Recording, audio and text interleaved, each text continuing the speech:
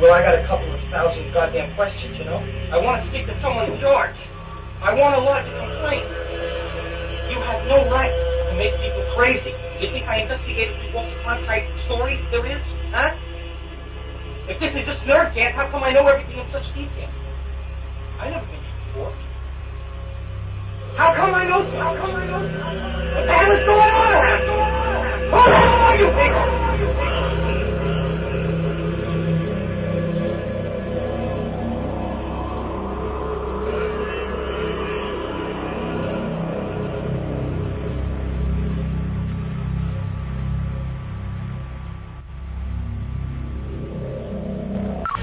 You've just entered Untamed Dimension. Your navigator for this cosmic adventure is Space Ranger Adam Gorightly, captain of the starship Psychopath. Now, prepare yourself, Earthlings, for an Untamed Dimension.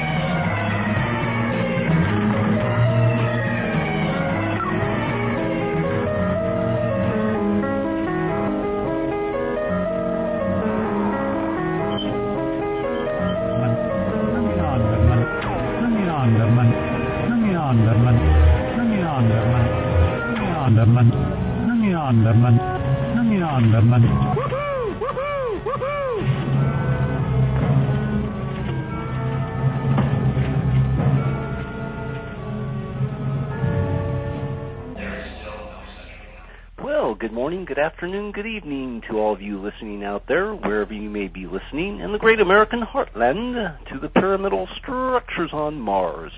You're listening to another startling edition of Untamed Dimensions with me, your host, Adam Gorightly. We welcome back tonight our good friend Viz to the Untamed Dimension airwaves, host of Vyzygoths from the Grassy Knoll, one of the very best web radio shows out there focusing on the wild and woolly world of conspiracy theories from a lot of different angles, one of which we'll be speaking about tonight. Viz, are you there? Yeah, I mean, all there? No, but I'm here. You're okay. Partly here, but we'll take that. All right.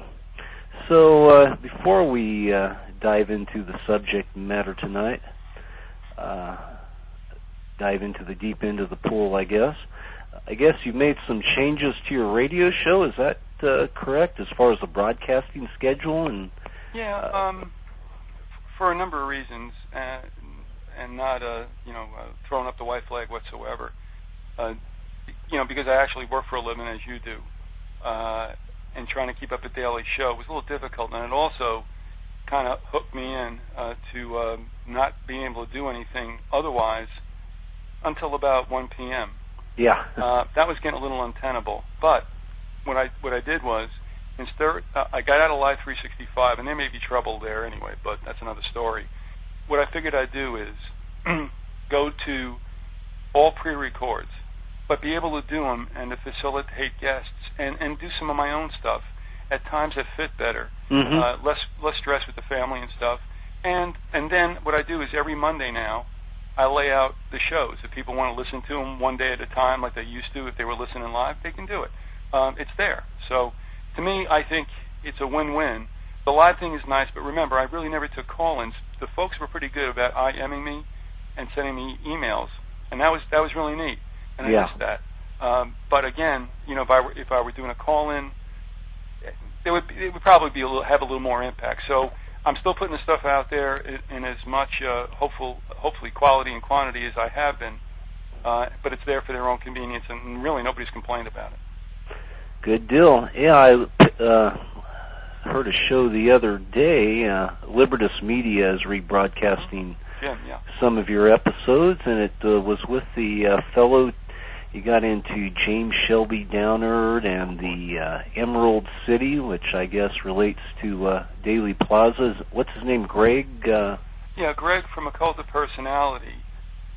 I didn't know this, and Adam, if you did, let me know that you were in on this, but, I always looked at the allegorical level of The Wonderful Wizard of Oz as, and it is, it's a pretty decent allegory of the political climate at the time, the war between, if you will, the bimetallists and the metalists, and that whole financial situation, hence the yellow brick road and the silver slippers, which in the movie were turned ruby red for aesthetics.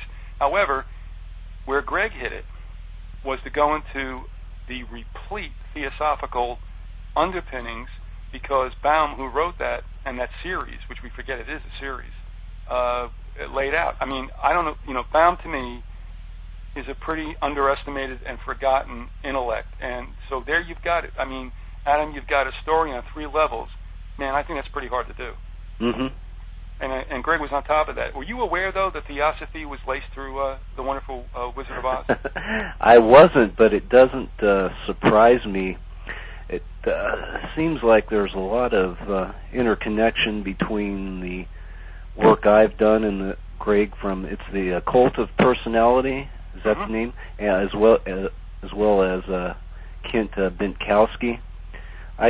I wrote that article on the Eyes Wide Shut several years ago, where I noticed a lot of these allusions to the Wizard of Oz, which kind of struck me because in the whole mind control community and the lore of mind control, particularly the monarch programming, the victims or alleged victims, whatever the case may be, always brought up that this Wizard of Oz imagery was used as part of their programming matrix.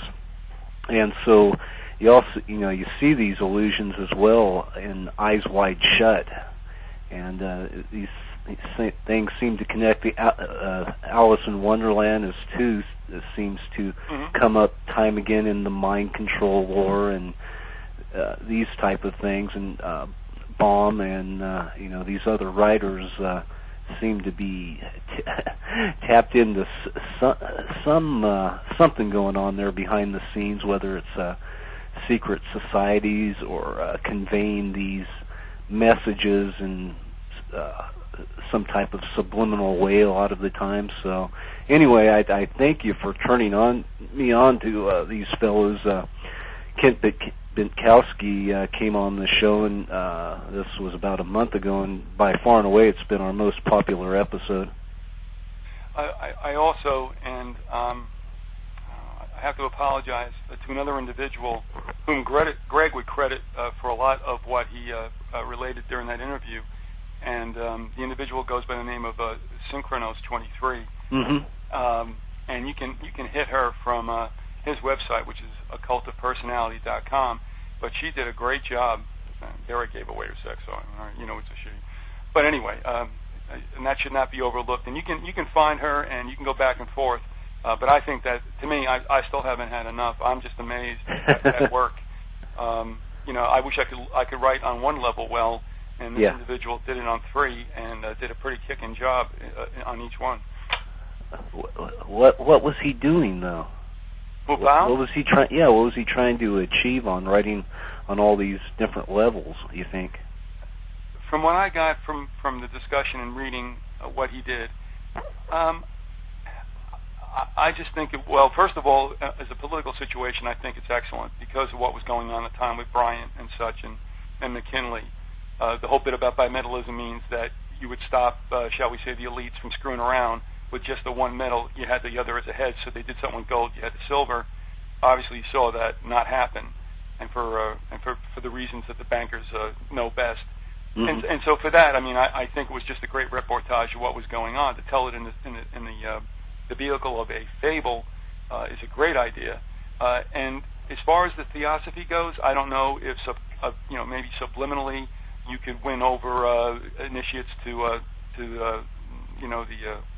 the religion or whatever, or if it was, as we see oftentimes today, Adam, and we've talked about this, and I'm sure you've done this with others, that when you look at entertainment, be it TV or movies, you're getting winks and nods and elbows in the ribs about the way things are. And I just want to add one thing. To give you an example of what I'm talking about, we just purchased the 3 seasons of Millennium, because when it first started back, I guess, 96, 97, I wasn't thinking the way I was now. I watched it strictly as a profiling show, which I still think is better than anything out today. Mm-hmm. But as the thing went on, they started talking about things that go bump in the night, much like X-Files did also. Yeah. And so that's what I'm talking about. Was he doing the same thing? Perhaps. Maybe it was a work that they all could laugh about, as far as, you know, we got something over on the dummies. But I'm not so sure that's the truth. I just, you know, he just did a great job, and you cannot argue the fact that certainly it embraced a lot of theosophical thought. I guess at the time, Madame Blavatsky was still a hot item. Of course, we're looking at, the second half of the 19th century, so I'm sure a lot of this was very new and interesting to people, just like you see today, I guess, with the resurgence in the Kabbalah. Mm-hmm. Yeah. Another guest you had on for many, many episodes was Andy Colvin, the Mothman photographer, and that was a fascinating series. Can you? I guess we're not able to download those anymore. Oh, I've been shrinking the archives. I had up to 6 months, and that might be the case. Yeah. Of course, they can buy them from you as well, right? Nice plug. Yeah, they can. Yeah. Well, and you got to understand the reason you have to shrink your archives. I mean, you can only you've done hundreds and hundreds of episodes, so it gets untenable after a while.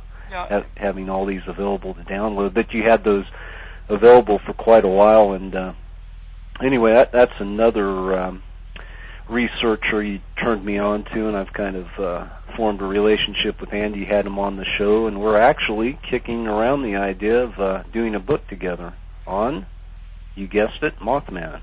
He emailed me recently, and it was good to hear from him. It's hectic for him too. I mean, he has to work and do other things, and that also gives him a certain freedom as well from being bought out by whatever concerns. He emailed me recently, and I was really happy to hear from him, and he did allude to that. And again, here's the thing. I mean, the things we went through, I mean, they just have so many tributaries. You know, it's labyrinthine, and I wish, and I know he does too, that you could travel down every one of them. And and this kind of pertains a little bit to what we're doing as far as what goes on in the funky Northeast. Yeah. But it was just never ending. And I mean, we actually dedicated a couple of shows, as you may well know. He just had to get the notes out to just throw it out there. Yeah. And people could do what they wish. He's not a crackpot whatsoever. No, in deference to you. Yeah. But it is kind of fascinating, wouldn't you not say? He reminds me of a shaman in a certain sense.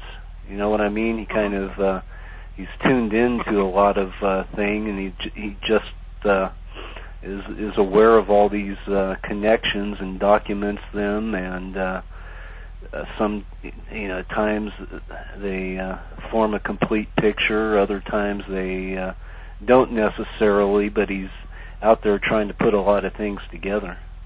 Yeah, and I tell you, it's unsettling to a certain extent. But the more I look into this, the older I get, the more I realize that everything that we poo-pooed as science fiction or magic or stories about, like I said, fictional tales about Merlin, you know what? It probably was all true. One of the things I'm looking at in this last email, he gives an exchange of a transcription of one of our shows, and we were talking about Sarah Jane Moore, I guess, and then I said to him, can you imagine living in a neighborhood with Charlie, meaning Manson? I said, well, what a hoot that would be. Yeah. And that's an idea of what he was involved with. I mean, that neighborhood had some really interesting characters go through it. And, West Virginia, for a lot of reasons, too, is interesting for other things, like where Mount Weather is and where the shadow government really does go to hide if the hard rain falls. Yeah, exactly. Now, once again, before we get into the show, I just pulled up your website here, and folks can get there by going to www.vyzygoth.com, and that's the way to listen to the show. You go in there and click on audio, I guess, and you'll pull up the latest program. You also have some photos there of certain murals from the New World Airport. Yeah, two things have happened. These are bizarre. Well, you got to ask yourself sometimes, like, what is with that? that they are very, very unsettling photos. There's some thought now, and I'm trying to get the latest word from Bill Zabel, who's done a lot about that. He lives out there. Did a lot of work on Columbine, too, and that might be somebody you want to talk to about the real deal and what happened that day. Mm-hmm. But you look at these things, and it's not pleasant. It has a supposed happy ending, but there's no mistaking that the images, first of all, I think, and most people think, are not befitting something that should be in an airport. And secondly, it does tell a very interesting story. So we did a show where he broke that down, and there was an individual by the name of Bob Bixler who really was the one who got a lot of this information, doesn't feel himself necessarily a media type, and handed it off to Bill. And then Bill came on and talked about it, so I don't want Bixler to go without any kind of credit. And so he broke it down, and people have gone out there since and said, yeah, that's kind of strange. Not really recent. But another thing I'll tell you is that my friend Pilot Pete, who knows me from childhood, which obviously can cause severe brain damage for others, but he doesn't want to know about conspiracies. But I said to him, take a look out there. I'm like, you tell me what's up with that. And he came back and said, that's pretty strange. And not to mention the gargoyles and all that other stuff that's there. So yeah, there's a photo. I guess you could call a section for that.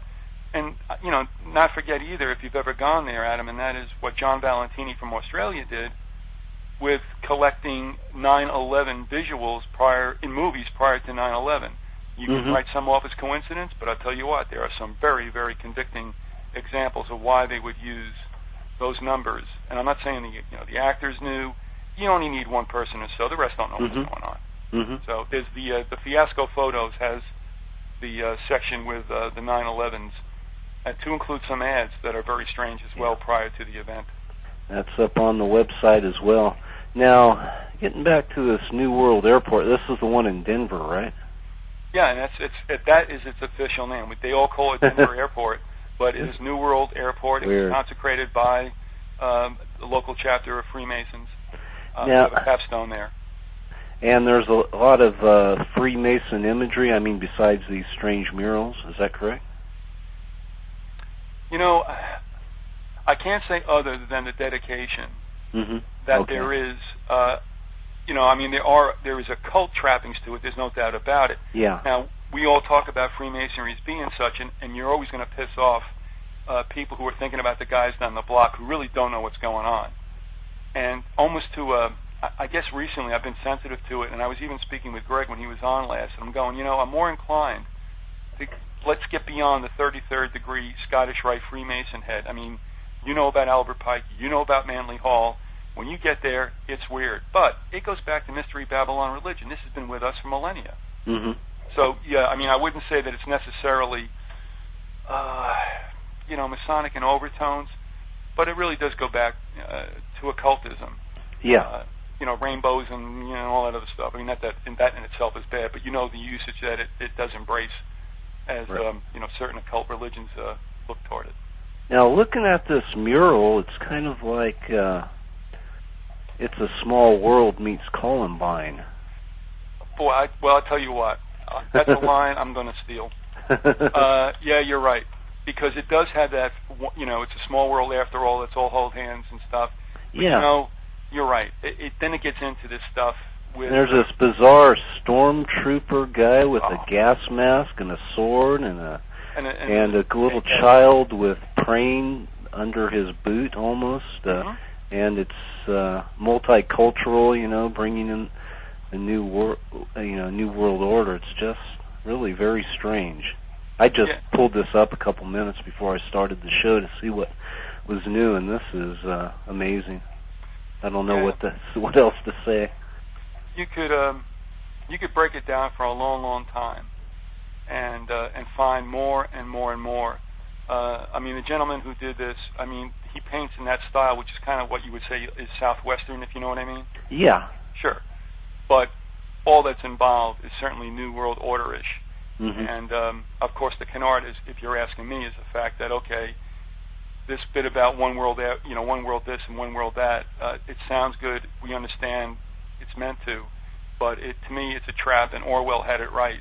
It'll eventually, it'll be totalitarianism, but it will be, obviously, advanced as the League of Nations was after World War I, after the UN was after World War II. We're going to have another, I think, nasty conflagration, and then you're going to see this thing about, well, why don't we just become one big happy family? Sounds good, understandable, but once you're inside it, the trap will be sprung, and we'll find ourselves, as Orwell said, with a boo-heel ground in our face forever. Yeah.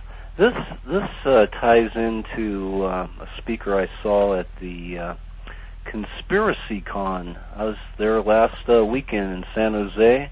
You ever heard of the Conspiracy Con? It's the 7th annual one, and one of the speakers was this Ashley Moat. He's from the Parliament in England, and he's against the whole. He's a spokesman against the whole EU coming about. He was touching on a lot of this stuff, and multiculturalism is a part of this whole movement, and it's coming to us too. You've heard of the Three Amigos? Sure.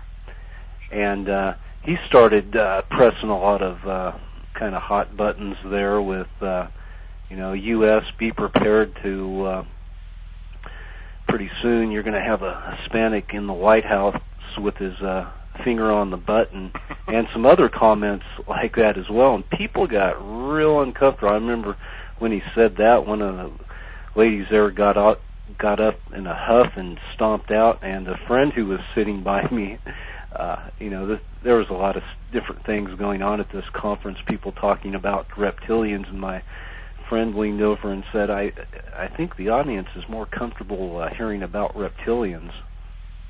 Well, that's a good point.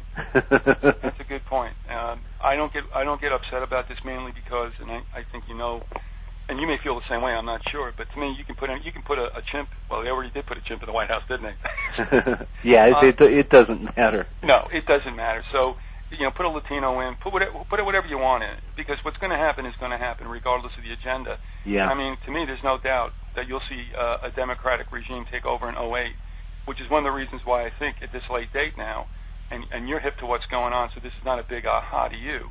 But all these revelations about, going into Iraq under false pretenses, et cetera, Bush bashing, war bashing, is happening now, I think, to get a lot of uncomfortable Republican voters and the fence-sitters and undecided to go Democrat. I believe they can throw any election they want to. They've demonstrated that has happened.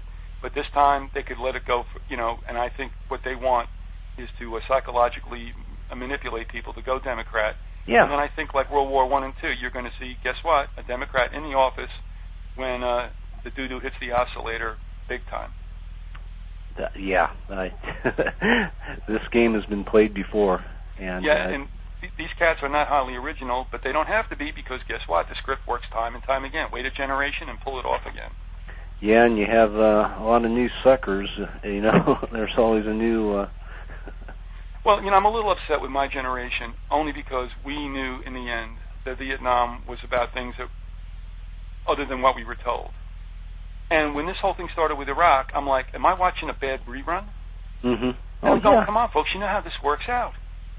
And here we go again. And I mean, I've sat, and I'm sure you have too, over months and said to myself, my God, it's like watching Walter Cronkite in 1968. Mm-hmm. And I'm like, and then I thought of that song, when will they ever learn? And it's like, well, never. So there you go. I mean, here we are again. Yeah, when the Twin Towers came down, all of us, I think, felt a certain amount of outrage. Mm-hmm. And certain people tapped into that, and, it was a perfect vehicle to push through a lot of things that, the ramifications will be felt for a long, long time. You know what I'm saying? Sure. Well, let me just say this, another shameless plug. We have the Uticans for 9/11 Truth come on every month, and they mix some humor in, but they're very serious about what they do. Uh-huh. But, I mean, like yourself also. I mean, you do serious stuff, but, if you do it all the time, my God, I mean, it gets so lugubrious. You got it. If you don't laugh a little bit, you go insane. Yeah. So they come on, and are you familiar? Let me ask you this. The Blowtorch, Clear Channel, whatever, carries Rush Limbaugh and whatever, Beck and all this stuff. Are you familiar with an idiot by the name of Schnitt? Yeah, it's beautiful, isn't it? Who named this kid this? You know? No, I don't know I don't know Schnitt. You don't know from Schnitt? Okay. Yeah. Well, I'll tell you what. He's out of Tampa, as Beck is. He's not as widely known. But I can't, every so often when I go out and run for an errand or something like that, I'll put on Clear Channel just to see what the enemy is doing. And this guy came on with the most ridiculous, support of the government story and attack on Rosie, because lately Rosie's been coming out saying all this stuff. Mm-hmm. And I'm listening and going, you're an idiot. And not only are you an idiot, but the vagary of speech that you're using, no one would ever be allowed on our side of the street of using. So what's going to happen is I post a whole week's worth of shows every Monday. Coming up this Monday, June 4th, that would be. We're going to take the offending audio that I heard and break it into blocks and deconstruct it, because this guy, he's not even good at what he does. Limbaugh, we can believe. He says he's a carny barker. He is. But this guy should not be let out of the doghouse. He's dangerous. So we're going to do that. If anybody's interested, you might get both a hoot and an eye opener over what we do with the famous remarks by Schnitt. I will check that out. It's kind of sad that Rosie O'Donnell's one of the leading spokesman. I guess it's nice somebody's speaking out, but well, you see, this is all seen as Republican bashing and Democratic supporters. Yeah, it's ridiculous. Yeah, and what we do is we separate ourselves, going, we're not Republicans, we're not Democrats, we're not getting on Bush, we're just telling you your government kills people. It's done it throughout history. Get over it. It's not good, but let's get past the parties to the real problem. And unfortunately, it doesn't happen. I'm afraid that Rosie and a lot of the Hollywood types like Charlie Sheen, Mr. Streisand, and all them. Mm-hmm. I think they really believe something went down that day, but would they be doing it if it were a Democrat in the Oval Office? I would hope so, but I kind of doubt it. Yeah. Hey, at this point, my goodness, we've almost gone about a half an hour and haven't got to the topic of tonight. Well, I was going to rudely ask you, how long are we going tonight? An hour. Okay, we better get going. And we can go. Actually, we can go a bit longer as well. I can. The shows normally go for an hour, but I have the flexibility to go an hour and a half, so don't feel rushed. All right. Well, I'll do. But at this point, I need to take a short musical break, and if you need to go, the body? Shake the dew from the lily or get a refreshment of some sort. Well, that's why I keep the bucket next to me. But I'll be here when you get back. Okay. Okay. Be back shortly.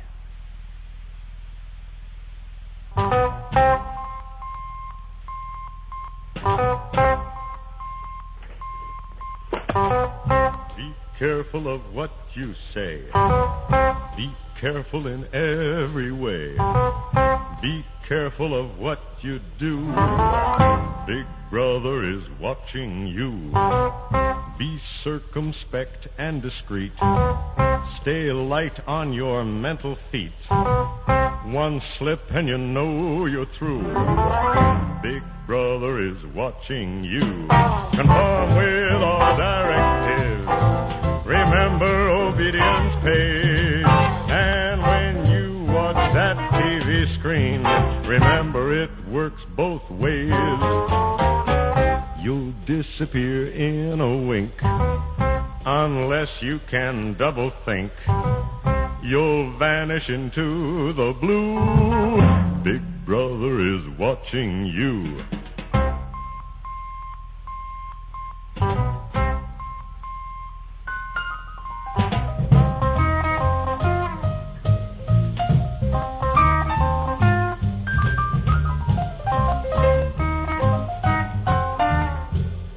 Big Brother is watching you.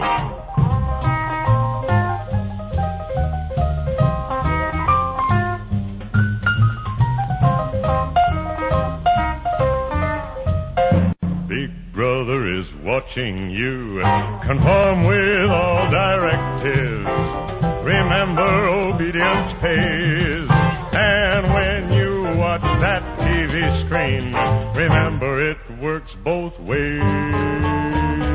You'll disappear in a wink unless you can double think, you'll vanish into the blue. Big Brother is watching you.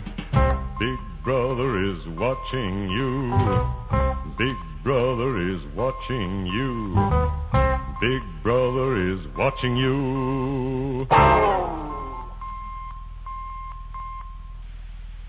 Alrighty, you're listening to Untamed Dimensions with Adam Gorightly, and our guest tonight is Vyzygoth, host of Vyzygoths from the Grassy Knoll, and you just heard Sheldon Allman with Big Brother is Watching You. You there, Viz? Yes, I am. So, what's the deal with this Order of the Arrow? I didn't want to be disingenuous. This is a strange situation, and I'd be lying to you if I told you that I know what I'm in the middle of. And this has been happening over a year or so, and it's just coming from different parties, but we're coming down to a common thread here. I'm going to ask you something. I'm not talking about ley lines or anything like that, but let me ask you this. Do you believe, especially in the lower 48, that there are places, regions, I don't know how specific you want to cut it, where there's, like, shall we say, a hotbed of activity, of certain interesting goings on? Well, I can answer this in a couple different ways. Not addressing the subject of ritual occult activities, but throughout the world, there's different spots that throughout the ages people have considered magic or holy, or there's a certain energy there. There's those type of spots. Is that what you're referring to? Yeah, I just wanted your take on it. Excuse me while I die. Now, it makes sense that if you're going to get involved in ritual occult activities, that you would seek out these certain energy spots, and whether you want to label them areas where ley lines intersect or that, it get into a lot of semantics, but, throughout millennium, people have known about these spots. And I have a friend, actually, who is a real rational person for the most part. I mean, she grew up through the counterculture of the 60s, a very good writer, excellent writer. She's kind of my mentor. And she is also a power place dowser, and she goes around to these different sites and can pick up the energy. And one of the things you'll see at these sites are stones. Stones tune in, collect energy according to these folks. So that's my knowledge of power spots. One of the ones we talk about, and we have, and for good reason, for quite some time. It's not the focus right now. What I'm going to speak to, but Colorado, for instance. I mean, there's a lot of strange stuff that goes on there, and we kind of kid Bill Zabel, who lives out that way, about the kind of neighborhood he's in. A lot of interesting things that have gone on and are still going on, and I'm gambling, and I'll bet the house on this. As you were talking about the Three Amigos and such, I think you will find in time, whether we're around to see it or not, that if we get to the point of the North American Union, you'll see Denver become the big hub, and D.C. will become a moot point, and it may even get dusted by a nuke or something, I think, as a symbol, if you will, that let's forget about the United States as it was. It's a whole new ball game. We're one big happy family. So anyway, that's the deal about Denver. But there's two other places that I find very strange. One of them, like I said, is West Virginia, around the area that Colvin lived and wrote about. But there's another one in southeast Pennsylvania where it just, started to hit me after doing shows with people who had no idea what the others were saying. That like, what's going on here? Now, it started this is not the beginning of it. I'll jump in the middle, but the person who alerted me to what he thought was rather interesting goings-on was Matthew Tartaglia, who's been on our show. He was a responder to 9/11 with U.S. Search and Rescue with his outfit out of southeast Pennsylvania. Well, he went out to a place called Ralph State Park. I don't know, maybe it's about 10 miles east of Quakerstown. If anybody wants to do a map quest or whatever, you'll find out the general area that it's in. And he took he took about probably 3 to 4 dozen photos of a site that was rustic, but at the same time very ornate, or, if you will, replete, in the placing of what there is in the Northeast, and that's basically bluestone. And there were altars and lined walkways, pillars, and he's like, what's going on with this? Viz, let me interject real briefly. If the listeners want to go to my blog, which I'll repeat this a couple times, http://gorightly.wordpress.com. I'll repeat it one more time, http://gorightly.wordpress.com. I've put up a series of 3 photos you emailed me of this area you're talking about, and folks can go look at these right now as you're speaking, so proceed. All right, and there's just a few of them, but that is Matthew's work. Well, I got some more today from another individual who went to Ralph Stover State Park and came upon exactly what Matthew came upon. And he went as far as to say, as I took a look around, there was candle wax that had been, and a good bit of it dripped on certain pillars, if you will, or whatever you want to call them. Now, this in and of itself doesn't make anything nefarious. If I've got it right, I haven't spoken to Matthew in a while about this, but the second individual with whom I spoke today said that he found this site beyond no trespassing signs in what he thought was still the state park, or may in fact be adjacent private property. Now, when I went on both Google and the official site of the park, I don't know, but the maps don't line up. And anybody who goes there, and I wouldn't say do it now, but if you go and you take a look, however you get to Ralph Stover State Park, if you take a look at Google with the hybrid of both the map and the satellite, and then you go to their site, I'm looking at this and it's not making any sense to me. Things pop up that apparently don't show up on Google geographically. I don't know what that means. I'm just telling you, it isn't congruous. Okay. Both of them said when they got to the place, their spirit just got bummed. And they just didn't like where they were. Now, Matthew, I believe, has found out that is a ceremonial meeting site for, I guess, the highest level of scouting called the Order of the Arrow. You can't find a lot out about the Order of the Arrow, and I would be lying to people if I told you that I got deep into it. I'll give you a thumbnail that anybody can go look for themselves, but this was not an original scouting level as it was first developed. This was created by 2 gentlemen about 1915, and their names were E. Erner Goodman and Carol A. Edson. Carol A. Dodson? No, I'm only kidding. Carol A. Edson, and they were both Freemasons. And they started something that eventually was assimilated into scouting. I believe that time came somewhere around 1922 or so. So this was not obviously in the original continuum and later was brought in.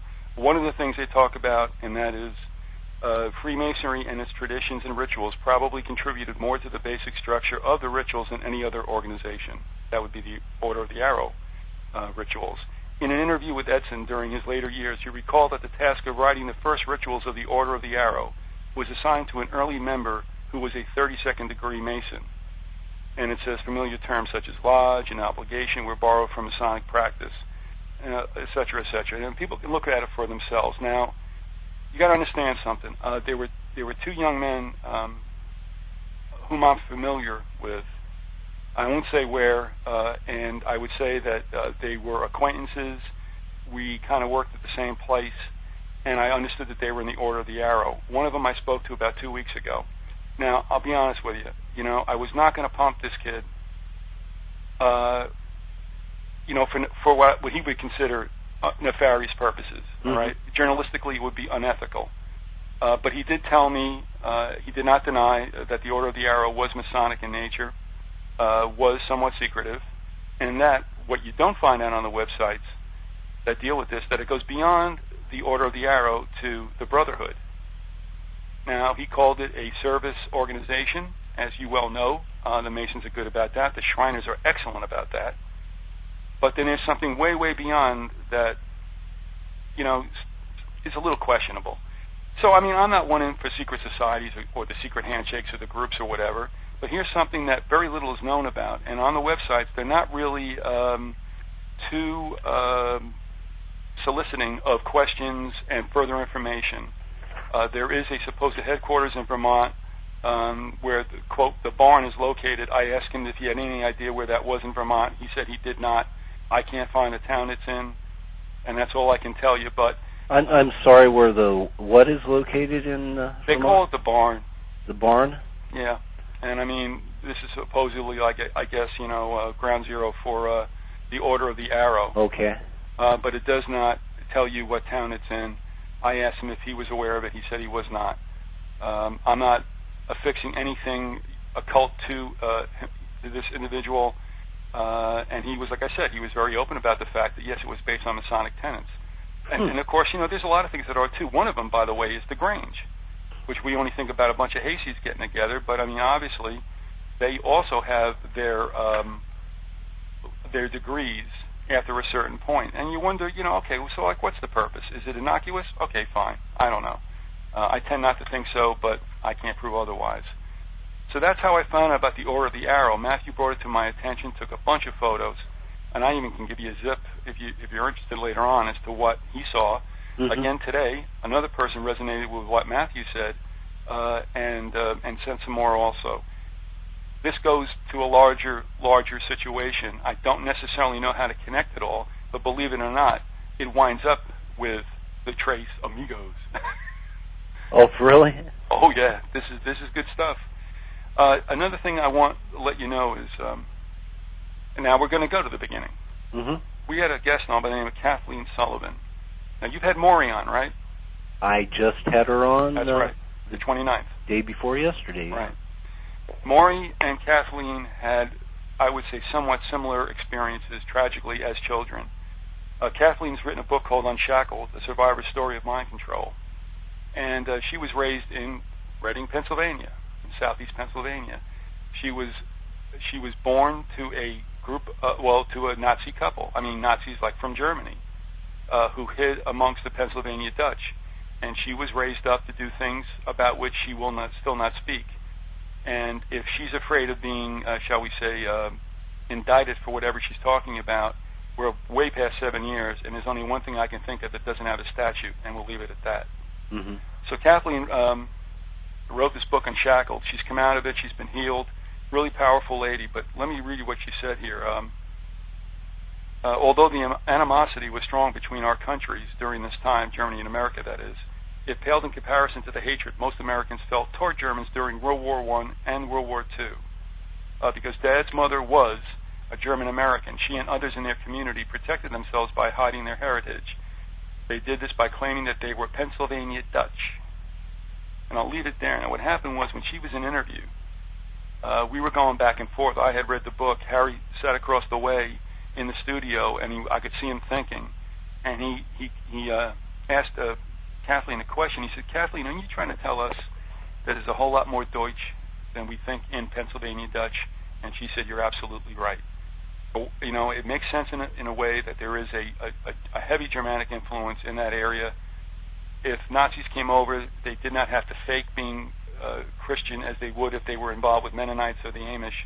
But with the Pennsylvania Dutch, they all spoke German, and they just blended in. And again, this took place, as I said, in southeast Pennsylvania. We go further into an interview I had with Russ Dizdar, who deals with victims who were outed or whatever from occult groups. And when Russ was on and sharing what he did, you know, I said, Russ, I mean, do you find any connection with southeast Pennsylvania? And he, you know, it was one of those really neat moments where he stopped and he went, you know what? He said, you're absolutely right. He said, a lot of this stuff goes back to people who were raised in that section. Go a little further. Dr. Ellen Lachter, a psych out of California, San Diego, also works with victims of ritual abuse. Mm-hmm. We were talking, and she goes, you know what? You're right. so many cases come out of southeast Pennsylvania. So I'm like, all right, what does this all mean? All right. Now, you want me to take another step further? Take a step. Okay. I have on an individual by the name of Paul Topete, who fronts the group called Poker Face, who comes out of southeast Pennsylvania. And he sent me a bunch of stuff. He sent me photos of a compound, I guess you can call it, in Quakerstown, Pennsylvania, just a little due west of where Ralph Stover Park is. Now, do I know this is all connected? I don't. And, you know, this may make me sound wacko and all this other stuff because I don't know what I'm involved in. All I know is something shaking down there. So he sends me these photos of this compound of Rosicrucians. And anybody who wants to take a look at it can go down to www.soul.org. Real simple. And the home page will say the Fraternitas Rosicrucis, the authentic Rosicrucian fraternity in the Americas and the Isles of the Sea. And it will show you a number of photos. There are a truncated pyramid, a completed pyramid at opposite ends of what you might call a contemplative grotto. Mm-hmm. It is built on land that was in the Clymer family. It's on Clymer Road, and Clymer was one of the founding fathers. Very well heeled, as it states, he possessed a large fortune, held public securities, and helped create the Bank of Pennsylvania. It's on that property. There is also something called Beverly Hall there. Now, so what's the big deal with this? Well, you know the role the Rosicrucians have played. I would say that they were very much involved. I mean, everybody thinks about Freemasons, but the Rosicrucians even predate them to a certain extent when the colonies were being founded. And they came out with something in 1916 at the 68th Convocation, a book they published called The Fundamental Laws. And it's really interesting stuff. And I'll tell you what, I'll cut to the chase with this because I'm not going to go ahead and read everything, although it is mind-blowing. But one of the things, well, actually the thing I found that was most startling, and they go back to the whole idea. All right, can I just read a little paragraph here? Sure. All right, it says, Ancient Mysteries of Egypt given in an initiation of 3 degrees. This is in the book entitled Fundamental Laws, published in July 16, 1916. It said, under the authority of the Rose Cross Order, founded in America in 1858, prominent delegates of the order were gathered in the most remarkable enclave held during the last 5,000 years. How would they know?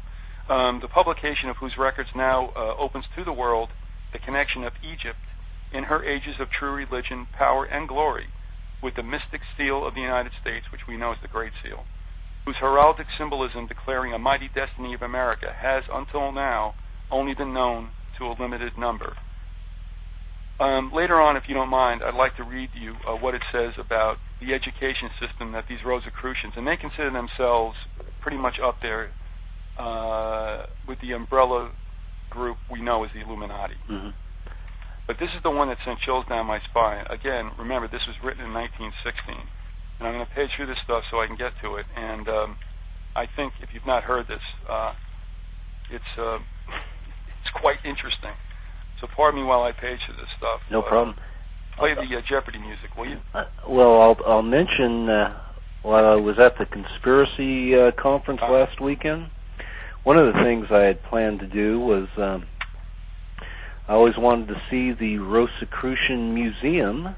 Oh, in California? Yeah, it's in San Jose, the same place the conspiracy conference was going on. So my friend there, who I was meeting at the conference, Douglas Haas, who is also, he's my source for the Tuesday Weld Revelations. I've been talking to him, you know, for the last couple months. Yeah, when we get together there, I'd like to take, you know, have you run me over to the Rosicrucian Museum and check it out. And as it turned out, that's exactly what we did. There was a banquet dinner at the conspiracy conference, and I met up with my friends Ken Thomas. He edits Steam Shovel Press, and he was with a correspondent for Hustler, of all things, another friend, Skylar, and they got to talking about, they were planning to go to the Rosicrucian Museum the same time Doug and I were, so it was a synchronicity there, and we ended up checking it out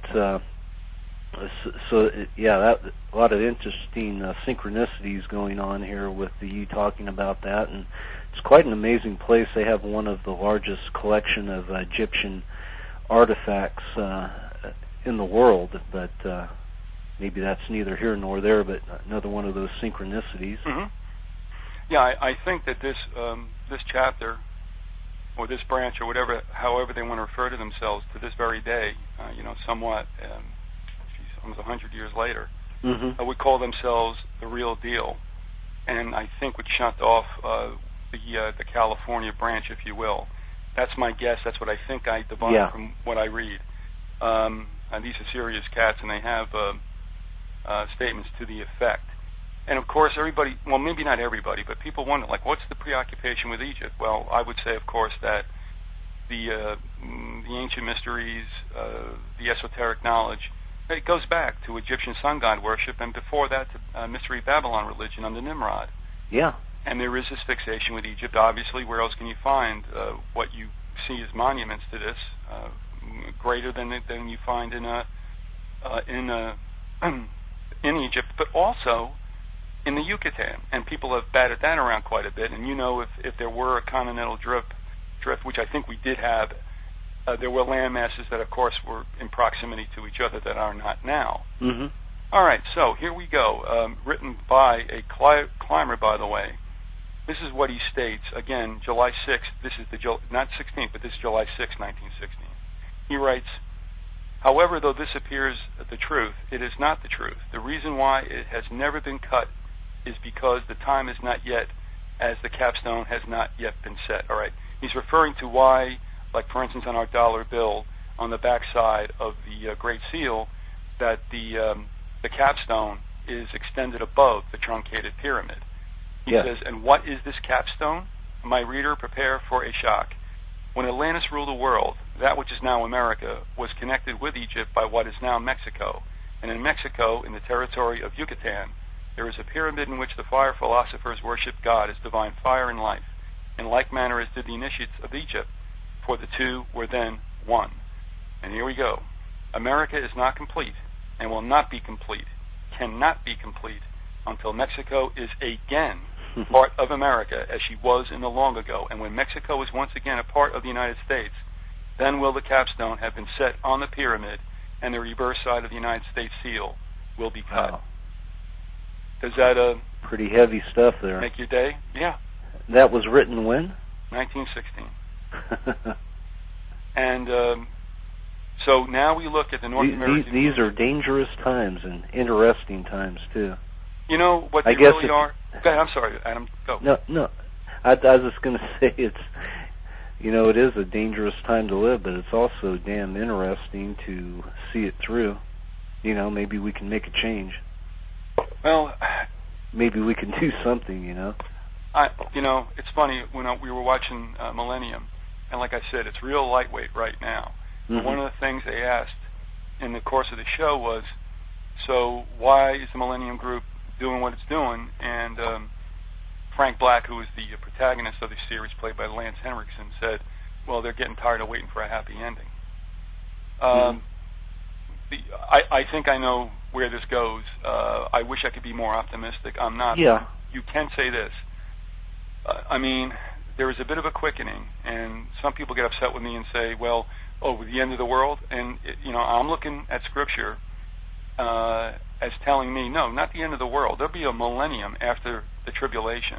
As the song goes, the end of the world as we know it. Well, the trib is something I think is very, whether you believe or not, I think it bears out the fact we're going to see a third world war, and we're going to see something come across that will show itself as a peace bringer, a light bringer, and it will be a canard, it'll be a ruse. But what I will say is this, and that is it's undeniable, regardless when it hits the fan, that we are seeing a lot of things that have been foretold in so many other corners of the world by many who did wish this day to come, this one world government or one world order or whatever. And we're seeing it kind of, to me, with a certain amount of rapidity. It could still be 50 years off. I don't know. It's always bad when you try to time things. But, when I looked, and that's one of the things, Adam, I went back and I read the works by the conspirator's own hand that goes back a generation or more, at least in recent times, so to speak. And I mean, you know, they promised it, and they're making good on it. They're a very dedicated lot, and they, you know, they did not necessarily have to see the fruition of it, but they dedicated themselves to the furtherance of it. And I tell you, a lot of bricks are falling into place. There's an allegorical reference. The bricks are falling into place. Did you intend that? No, it just comes natural to me, and that's a frightening thought. Yeah, and the other thing I wanted to say too. So what we get with the Order of the Arrow, and this all leads into what I consider a hotbed of activity in southeast Pennsylvania. I don't know why, but it did come to me as being very interesting. If you could think about across the years, you know, somebody chiming in with this and somebody chiming in with that, and then all of a sudden you're wondering, like, what's going on, you know? And so, like I said, we start in Ralph Stover State Park in Pennsylvania. We end up in the North American Union. I think there's a continuum. And to try to get somebody to come in with me, I did talk to Ellen Lachter, and let me just say it didn't go well. Ellen understands, you know, a great deal, but she feels, you know, that this is not connected. And what she works with are a nasty, the victims of nasty groups of people, but I do not believe, you know, that they in any way, shape, or form reflect the true Illuminati, as we know it, born on May 1st, 1776. I don't think that there's a connection there, and I'm asking her, we just take a look at the big picture. What you're dealing with are basically, and I hate to say this because people are being killed and hurt by this, but they're probably street punks compared to what's really going on. Yeah. In a word, yes. And so, you know, like I said, she wasn't going to come on, and then that's okay. And we ended it on a good note because I wrote her a replete email, which I usually do not do, and I just said, look, I've written this. Don't believe if you don't want to. Just stick this in a corner somewhere. And if it ever crosses your mind that what I told you was in fact not what I wanted to be the truth, but what I have seen as the shape of things to come, all right, just understand what you're involved with, and you do what you wish at that time. But optimism isn't going to get a lot done. On that uplifting note, hey, I wanted to ask you, and this is, you know, thanks for sharing all that information on the Order of the Arrow and, you know, how this ties into our three amigos and the end of the world as we know it, and going in a totally different direction now. I've made a habit of ending my shows by saying, until that time, Maxwell, until that time. And you had thrown out that phrase at me when one of our early interviews, he asked me, do you know where this phrase comes from? And without missing a beat, I told you Soldier in the Rain with Steve McQueen, Jackie Gleason, Tuesday Weld. And yeah, I guess you had a little story about that phrase. With what? With relating to a friend of yours? Oh, you know, the thing is, yeah, I had a good friend in Jersey in the times when I was living there, and we used to do a lot of philosophizing in the days when you could get down to the Hudson River on the Jersey side. It's been very, very much gentrified and Tony'd and all this. But in the late 70s, the docks were in ruin. But, you know, there's a certain charm to that, if you know what I'm saying. I'm going to